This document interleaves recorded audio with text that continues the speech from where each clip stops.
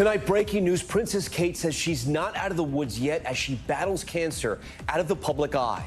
The Princess of Wales posting a new photo and message on Instagram revealing she will receive chemotherapy for a few more months for an unspecified type of cancer.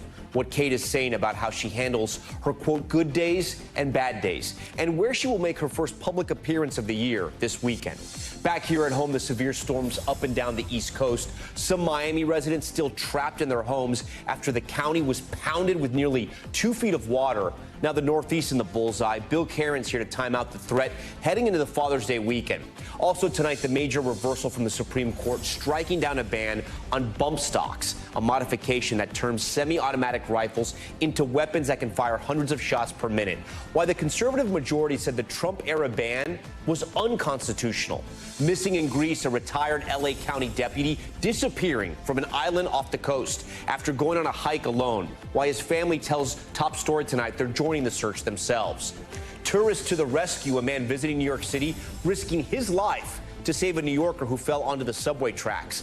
Why the professional rock climber said he felt no fear jumping into action and how close he actually came to getting hurt himself. Plus, Divine Wine will introduce you to the American nuns living in France, working the vineyards in service of God while serving up a taste of heaven to the world.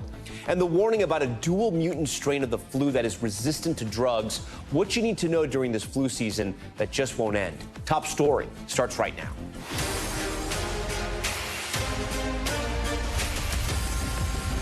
And good evening. We begin Top Story tonight with the major news from Princess Kate, sharing an update on her very private battle with cancer, revealing she is still receiving chemotherapy and will for a few more months, but also announcing her first official appearance of 2024. Writing this on Instagram, that she's looking forward to attending the King's birthday parade this weekend, but equally knowing I am not out of the woods just yet.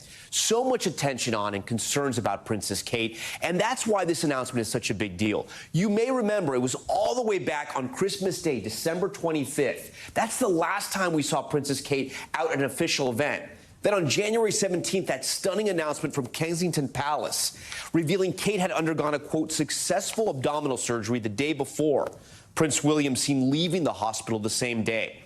Then on January 29th, Princess Kate is released. But at this point, we still don't know exactly what brought her to the hospital in the first place. And then on Mother's Day in the UK, March 10th, this seemingly innocuous family photo triggers what will become weeks and months of speculation about what is going on with Kate's health. Shortly after it's posted, this happened, fans started noticing several places where the image had been photoshopped, leading some to question whether the photo itself was real and when it was taken. A day later, the princess issued a formal apology saying she was experimenting with editing like so many do.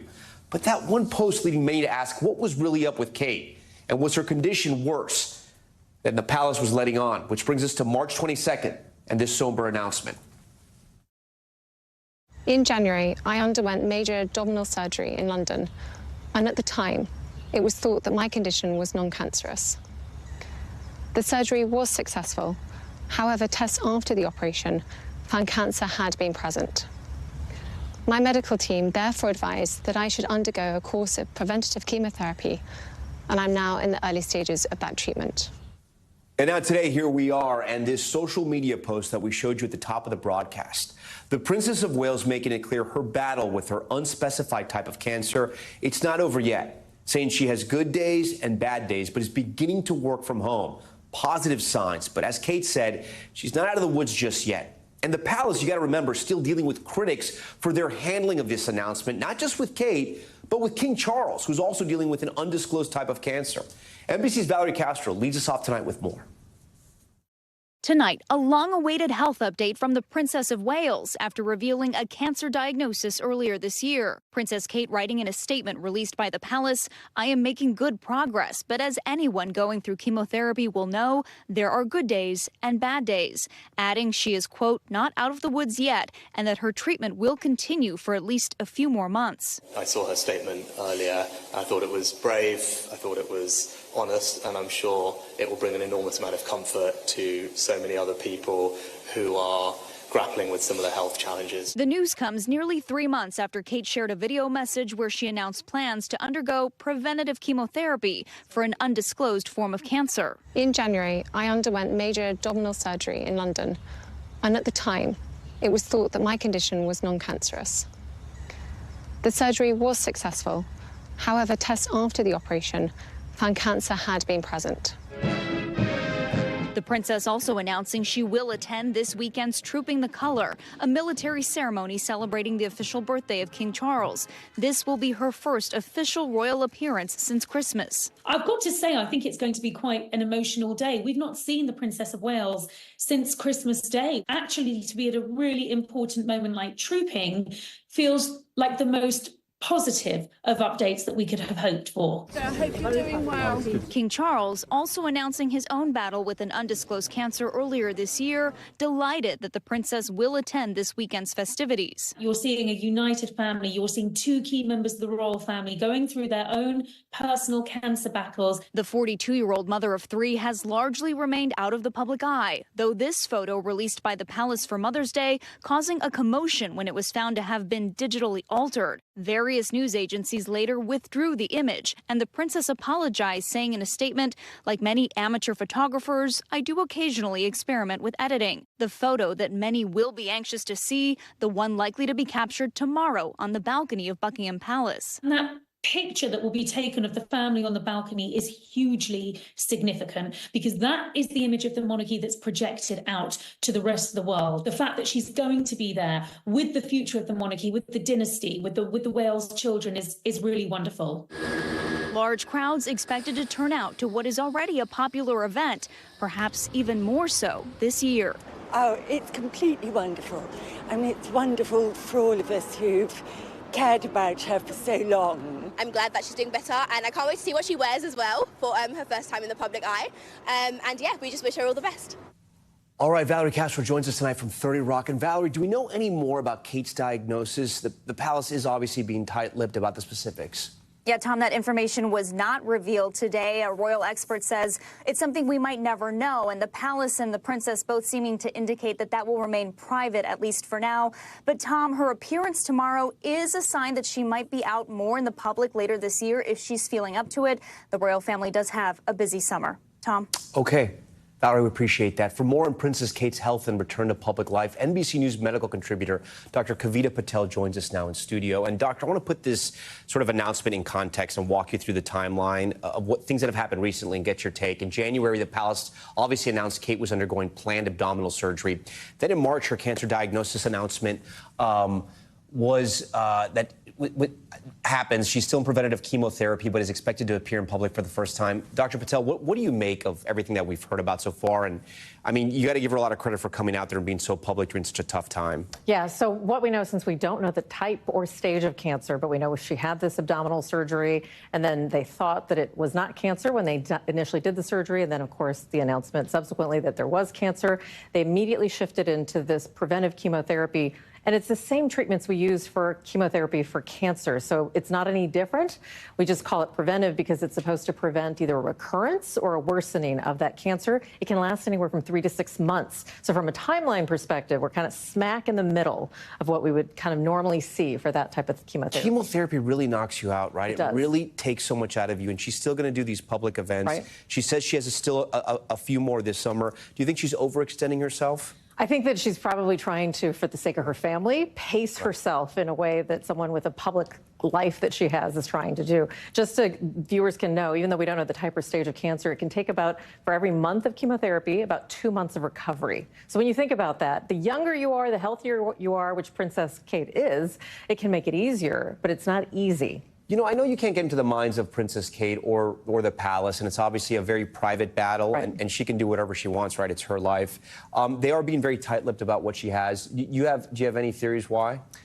I would assume it's because that they want to make sure that from anything to protect her family, as well as just wanting to have until she's finished with treatment. And, you know, anybody who has a diagnosis of cancer will tell you that they never feel like it's completely gone, right? There's always this possibility. And I suspect that for the sake of going through this complete chemotherapy treatment and then all the twists and turns that can happen, just having that be completed. I do hope she comes out with a little more clarity, though. At some point, it'll help millions. Right. Where you're thinking about her, and we know she has so many fans across the world that are rooting for her, too. Okay, thank you so much. Now to our other major headline. For the fourth straight day, relentless rain pounding millions in South Florida. Those storms bringing more than 20 inches of rain to the region, leaving roads underwater, cars submerged, and hundreds of homes flooded. And flood watch is still in effect tonight. Sam Brock is in the storm zone.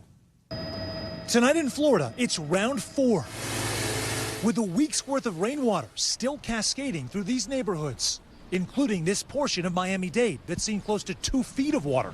Fire crews this morning hoisting people from their homes. In North Miami, there's still 3 to 4 feet of water on the ground, even at this point. And if you don't have a tow truck or an SUV like this to get out of here, some residents say they have been stuck without being able to leave for days. It's just unsanitary to see people walking through the water. I mean, we're living in 2024. A reminder of the times, serious trouble in the air. There have been several thousand flight delays across the U.S., with inclement weather proving incredibly disruptive. From Boston, blasted by thunderstorms, to Minnesota, still recovering from earlier this week. Back in Florida, residents are trying to dry out. What are you doing with that? Sucking the water out because it's like about 2 inches. One man using a vacuum in his house. I haven't seen Miami like this. Like this, I see it more like during like hurricane time, but not like non-hurricane related, no. To this couple waiting for their car to be towed. Governor DeSantis downplaying the urgency today, 1 month after signing a bill to reduce the footprint of climate change in the state's energy policy. The most recent briefing I found was it's more of a typical South Florida afternoon type shower. Do you think for folks who are in the middle of this, it's upsetting to hear the governor describe it as a normal thunderstorm? Yeah, of course they're going to get mad. It's not a normal thunderstorm. You can't get mad at Mother Nature, but it's been happening over and over. Sam Brock joins us tonight from Miami. And Sam, all this bad weather, right, and this huge issue down in Florida and other states with homeowners insurance, how is this adding to the problems there for everyone that lives in the Sunshine State? Yeah, look, Tom, this has been total disruption in recent years, largely because of hurricanes and natural disasters. We're not talking about severe storms. So when a severe storm or series of them has this kind of impact, you have to imagine what the ripple effect will be, because we're talking about 3 things, really: car insurance, home insurance, and then commercial property insurance. Let's start with commercial property insurance. It's been up in Florida over the last 5 years, about 125%, 5x the rest of the country. What does that mean? Places like nursing homes ultimately will end up having to close. Home insurance, you've had 2 major players and about half dozen pretty big players, from Farmers to AAA, just leave the state in the last year because of this wave of hurricanes, Hurricane Ian being the costliest one that we've seen in the entire state. And car insurance also has skyrocketed the last couple of years. When relatively more minor events like this one are creating this level of damage, you would have to think it's going to be just another situation spiking things ahead of an active hurricane season. Tom. Sam Brock and his team, who have been going hard in this storm that has crippled parts of South Florida. Sam, we appreciate it. The threat not over yet, as you heard from Sam there. So let's get right over to NBC News meteorologist Bill Cairns, who joins me live in studio. Bill, walk us through what else we can expect in the days ahead. Yeah, we have active weather all across the country. We'll start in South Florida because we were fearful once again today that we could have thunderstorms in the areas that we still have standing water, and it'd be easy to get new areas of flooding too. But we've eliminated some of our flood watches. Fort Myers and Miami and Fort Lauderdale, you're still in it. We only are worried about isolated thunderstorms, and we have one over Homestead heading up here towards Miami, and that may cause some minor additional problems. As obviously, it's so saturated, it doesn't take much to get some new flooding going on. We're also tracking severe weather at this hour, and in the Northeast, we saw storms earlier today in Boston, and over the last hour, we've been watching these storms rolling through New York City. All of the airports are on a ground stop right now, so that's going to have that old ripple effect through the evening flights all along the East Coast. We also have some isolated severe storms in Ohio, but let's focus in on these storms that have just rolled through New York City. Not a lot of lightning with it, but a brief heavy downpour, very gusty winds. It's headed through Brooklyn and Queens, currently heading out on the Long Island. Should weaken after this. Airports should get back up and running about another half hour or so. So here's New New York City right there in Manhattan has finally cleared out. And then, Tom, isolated severe storms in Colorado. And as we've been teasing and mentioning, the heat that is in the West, it is coming east in a big, huge way. We are going to talk about not just record highs next week, but maybe some all-time June record highs, which are rare to set. Okay, Bill, before you go, I know on Father's Day you're going to be in bed, getting that breakfast in bed, maybe some homemade waffles. What do you have lined up for the forecast for Father's Day? Yeah, the Father's Day problem is going to be in the Ohio Valley and in areas of the Great Lakes. So this is kind of rare. So with this extreme heat and the humidity, we're mostly concerned with Missouri and areas of Illinois. We got about 55 million people that in what we call extreme risk of heat. That's for heat illness and for heat sickness and possibly even heat fatalities, because we're going to be in such hot conditions. This starts Father's Day and continues into Monday, Tuesday. The East Coast, much of it looks fine, Tom. So everyone that, we know the heat's coming. This is your weekend to get out there and enjoy it, because next week it looks like an indoor time. Okay, Bill, we appreciate that, and happy Father's Day to you. Now to that major ruling today from the nation's highest court, the Supreme Court overturning a Trump-era ban on bump stocks, devices that allow semi-automatic guns to shoot much faster. The ban put in place in the aftermath of the 2017 Las Vegas massacre. NBC's Laura Jarrett has this one. It was the deadliest mass shooting in American history, unleashed near the Vegas Strip. A gunman killing 60 people at a concert, injuring hundreds more. His arsenal of weapons outfitted with bump stocks, prompting former President Trump to classify them as machine guns and ban them. We've taken important steps, but much work remains to be done. Today, the Supreme Court's conservative majority saying that ban went too far. Bump stocks allow semi-automatic rifles to fire more quickly, hundreds of rounds per minute, harnessing a gun's natural recoil to allow a user to bump the trigger faster.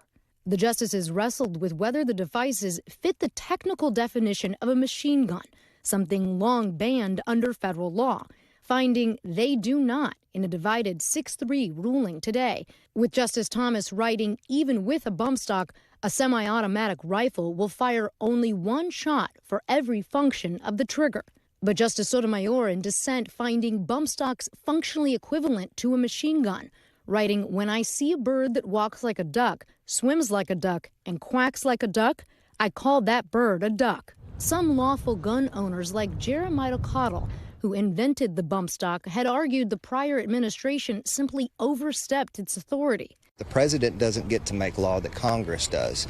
Tonight, the White House calling on Congress to ban the device. What the court did today is really rolling back what otherwise is important progress to be made to prevent gun violence in America. Laura Jarrett joins us now and said, Laura, I just have to take a minute because I remember the Las Vegas shooting. That's how you start your story. 60 people were killed.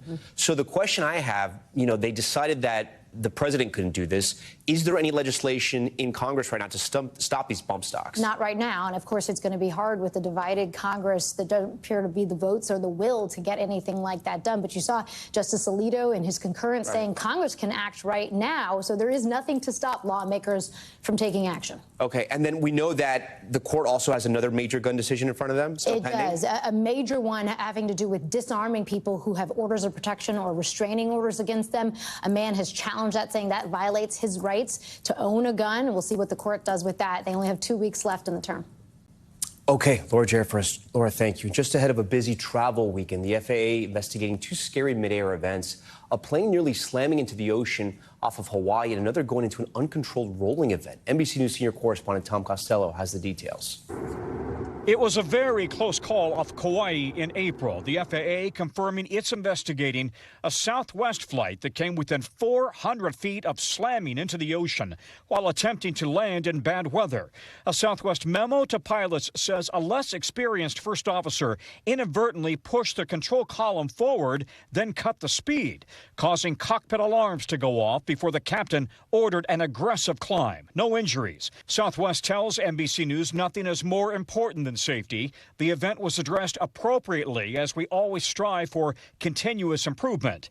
Meanwhile, the NTSB is investigating another incident that happened in May on a Southwest flight from Phoenix to Oakland. At 34,000 feet, the 737 MAX 8 suddenly went into what pilots call a Dutch roll, oscillating and rocking from side to side. Pilots regained control and landed safely.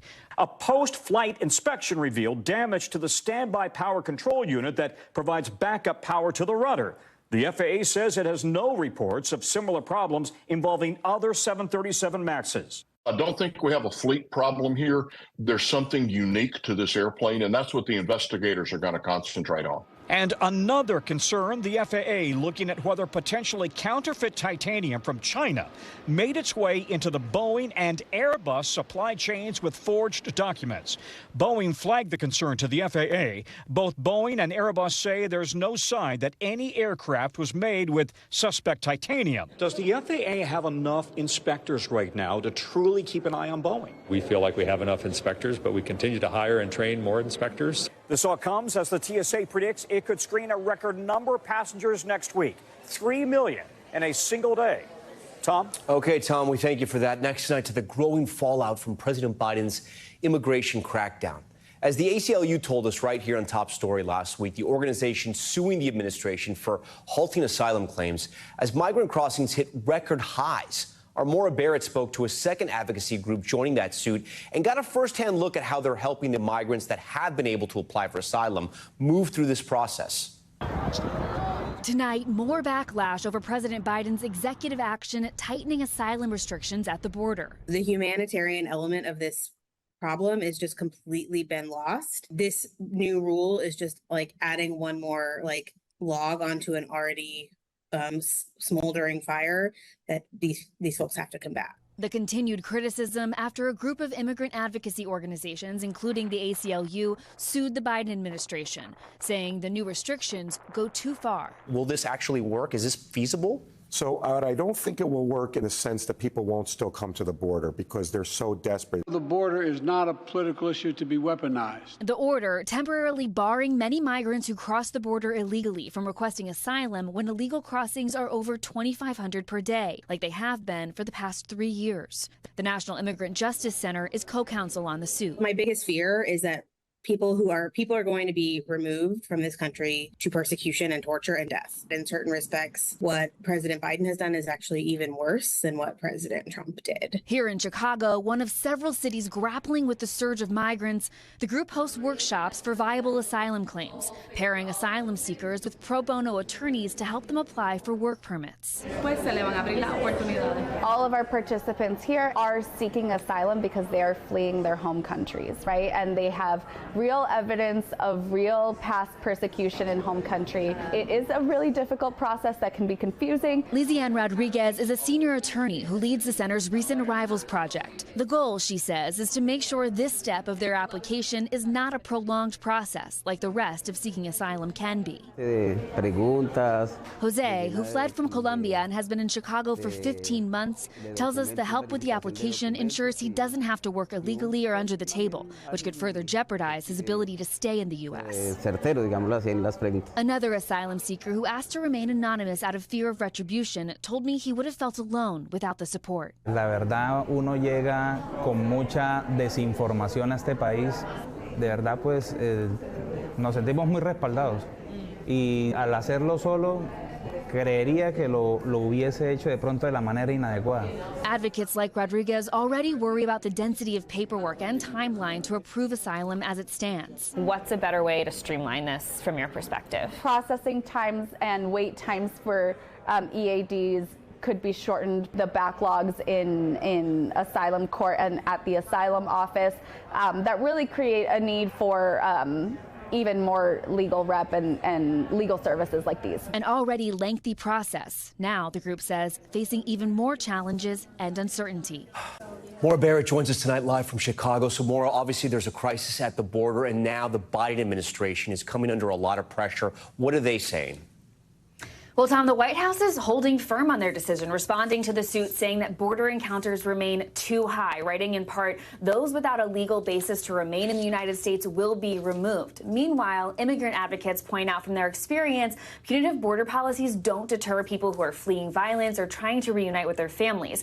And in the first week since the order went into effect, crossings are down about 25%, but some illegal border crossers are still being released inside the U.S., and that's according to DHS officials. Tom? Okay, Maura Barrett with a lot of new reporting there for us. Maura, thank you. Still ahead tonight, an American tourist missing in Greece, a retired sheriff's deputy vanishing after going on a solo hike just weeks after a prominent doctor went missing on a nearby island.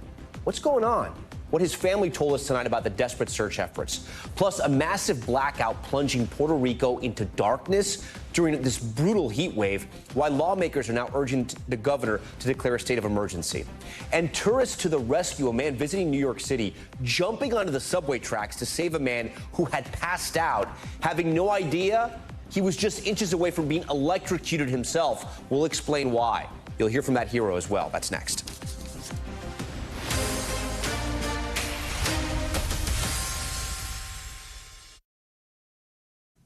We are back now with the search for a retired L.A. sheriff's deputy who disappeared while vacationing in Greece. He went for a hike days ago and never returned. Our Steve Patterson speaking with his loved ones who say they are worried and need all the help they can get. Tonight, a desperate search for a retired L.A. County deputy sheriff who went missing over 3 days ago in Greece. They're searching high, they're searching low.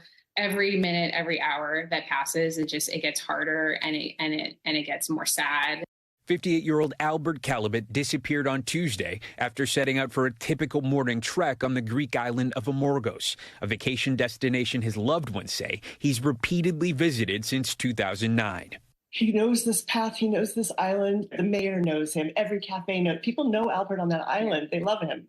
But when Calibet never showed up to meet a friend after the hike, it raised concerns, and eventually a missing persons report was filed.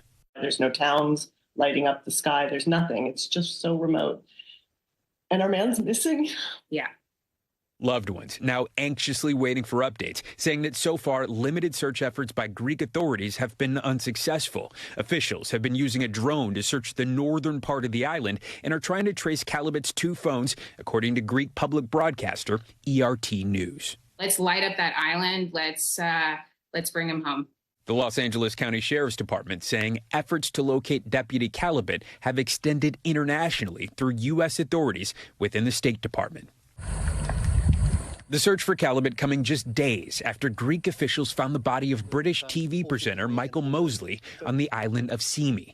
Mosley had vanished after setting out for a walk. Investigators concluded that he died of natural causes. As for Calibet, his brother traveling to Greece to join the search. He will not stop until he finds his brother. He won't. His friends and family say they can feel that he's still with them. Albert's tough as nails. He's the strongest man we know. He's not going down without a fight. Steve Patterson joins us live tonight. So, Steve, what more do we know about the search efforts on the island for Calibet?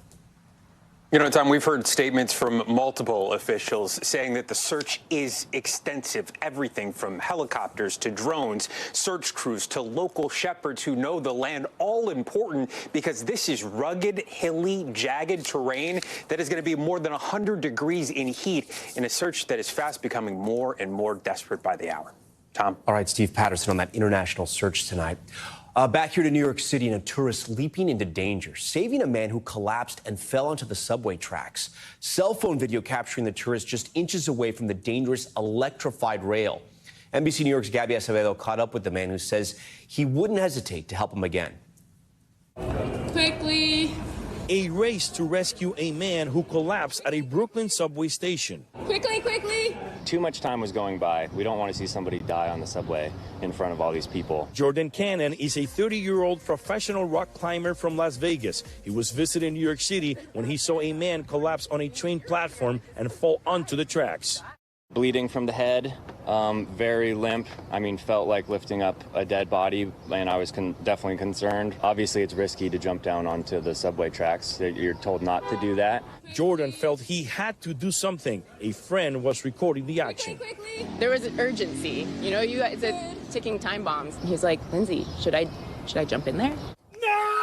I encounter that in rock climbing all the time. You can come close to death. Notice how close Jordan came to touching the third rail, but Jordan was unaware about the dangers of the third rail in the New York City subway system, which carries up to 625 volts of electricity. So I wasn't thinking about it at all, to be honest. And then somebody informed me about it later on that day, and I felt really stupid. Good, Jordan, thanks. Oh my God. Jordan, I feel like you could have gotten electrocuted.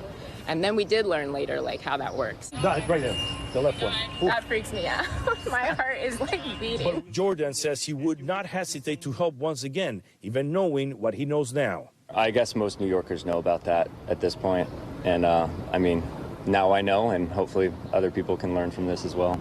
Gabby Acevedo, News 4, New York. All those people incredibly lucky to be alive. All right, Gabby, we thank him for that report from NBC New York. We do want to mention the victim in that story was rushed to the hospital. We learned that he is doing okay tonight. Okay, when we come back, the warning about a dual mutant flu.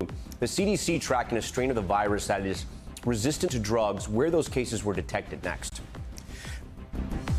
All right, we are back now with Top Stories news feed, and demolition began at Marjorie Stoneman Douglas High School 6 years after that horrific mass shooting. Excavators tearing down the building where 17 students and teachers died. Families of the victims invited to watch. The three-story building had been preserved as evidence in the shooter's trial. Textbooks and Valentine's Day decorations still littering the halls. No word yet on new plans for the site. Power has been restored to most of Puerto Rico following widespread blackouts this week. More than 340,000 customers in the capital city of San Juan lost power amid a crippling heat wave. Several Puerto Rican lawmakers calling on the governor to declare a state of emergency so that FEMA can be brought in to help. It's the latest blackout, just one of several utility failures, including other power outages and water disruptions. The CDC warning of a dual mutant flu strain that is resistant to drugs like Tamiflu.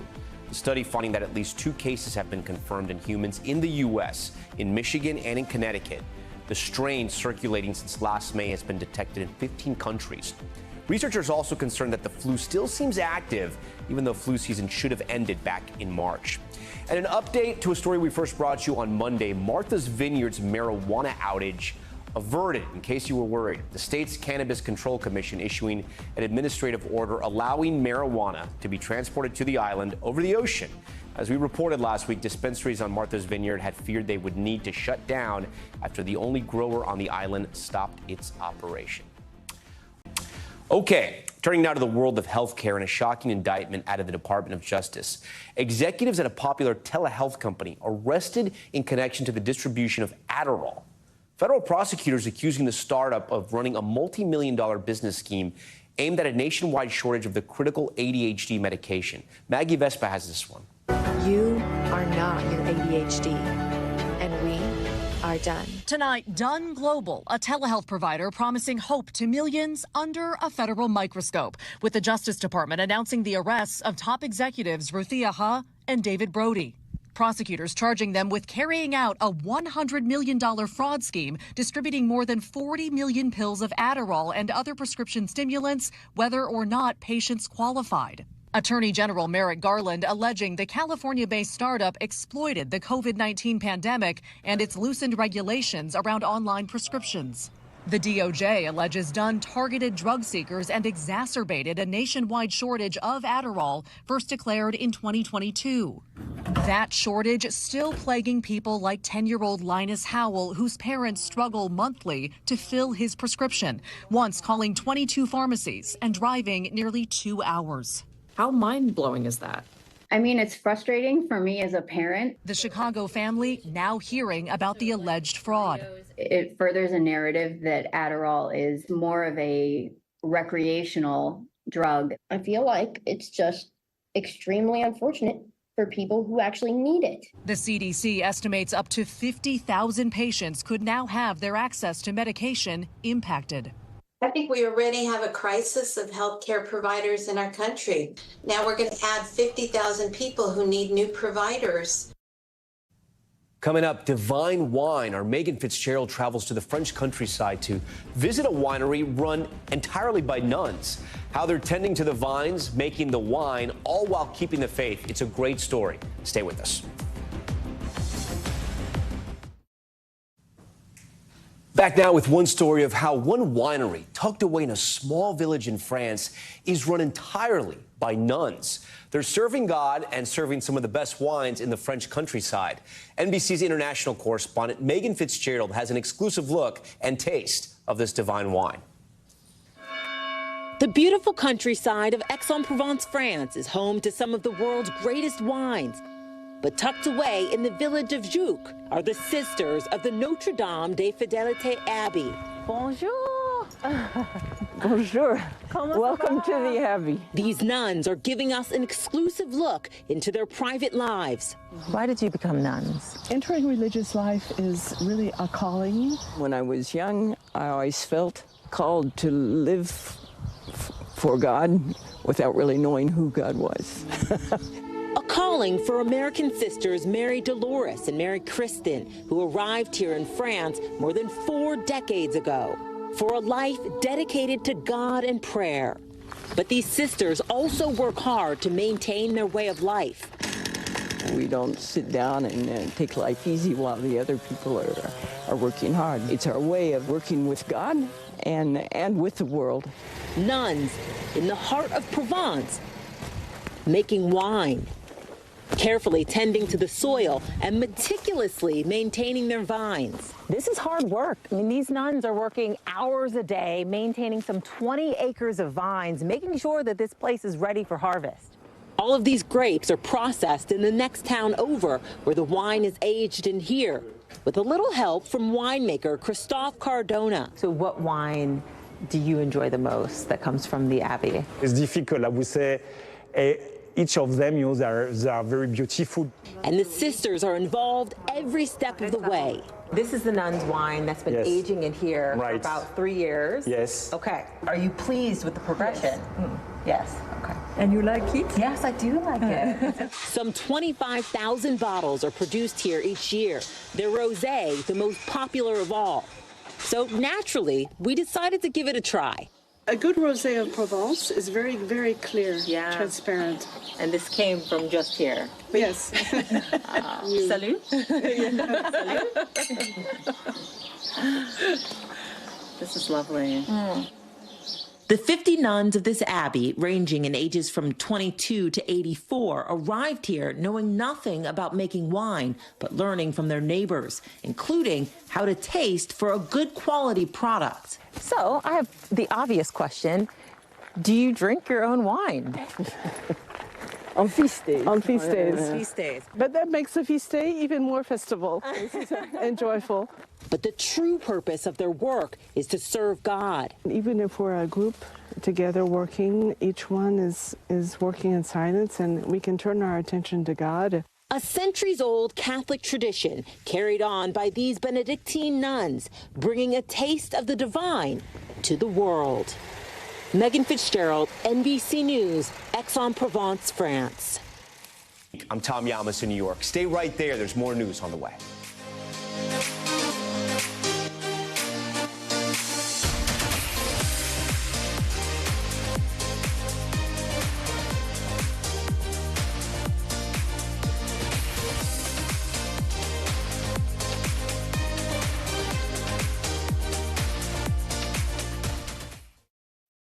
Thanks for watching. Stay updated about breaking news and top stories on the NBC News app or follow us on social media.